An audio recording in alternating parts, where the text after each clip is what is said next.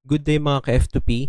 So sa mga wala pang rune at saka jewel, so maganda na makakuha kayo nito. Sa mga hindi pa nakakaalam, itong rune or jewel muna maa-unlock to kapag level 40 ka yung slot. And itong rune naman ay kapag level 45. Tapos ito kasi kina-craft kaya madali lang. Punta ka sa specialized craft, tapos prosperity, then artifact. So i-click mo siya.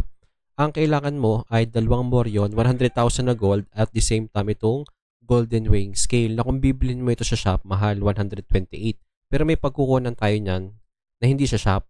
Tapos isa pa ay ito sa escalation sa archer. Ang pinili ko ay ito, marksman rune. Tapos 2 Morion din, 100,000 gold at golden carving knife na kung bibilin mo sa shop, 510 dayas, mahal. Tapos 5 pa, bali 25. Tapos mabibili mo siya dito sa guild. Yan, bali 500 contribution points to. So kung 5, di 25, tapos ito 5 din, 25, yun lang magagastos mo. Tapos build ka na. And maano mo siya, ma-apps. Ay nga pala, since ano siya for specialized crafting, babayad ka. Halimbawa ay balik tayo. Specialized craft, prosperity, artifact. Ayan, babayad ka dito sa request. So ang iba, nag 200 na yung ibinayad nila, hindi pa nagagawa. Sa akin, ang binayad ko lang 60 dito, tapos 39 dun sa isa. O mas maganda kahit tig 60 gawin mo, matapos off lang. Yung iba kasi ayaw in-age sa pera. Tapos yung apps niyan, pupunta ka sa artifact. So kung mapapansin nyo, yung refinement natin, wala pa ako dyang refinement eh. Hindi ko pa siya nare-refine. Ito, wala pa.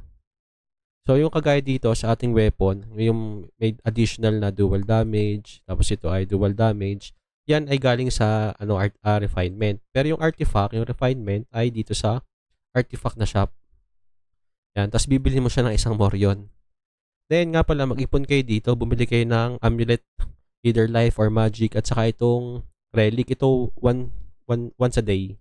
O, marireset siya. Mag-ipon kayo na madami, tapos kapag nakadami na kayo niyan, saka nyo i-ups ng sabay-sabay para mataas yung probability na makakuha kayo ng mas mataas na enhancement. Parang baliktad nga sa Ragnarok, yung refinement, yung +1, +2, +3, yung enhancement, yung may enhance mo yung weapon. Dito naman, ang enhancement, yung mga +1, +2, +3, yung refinement, yung additional na weapon. So, ayun lang guys, buyers, I'm out.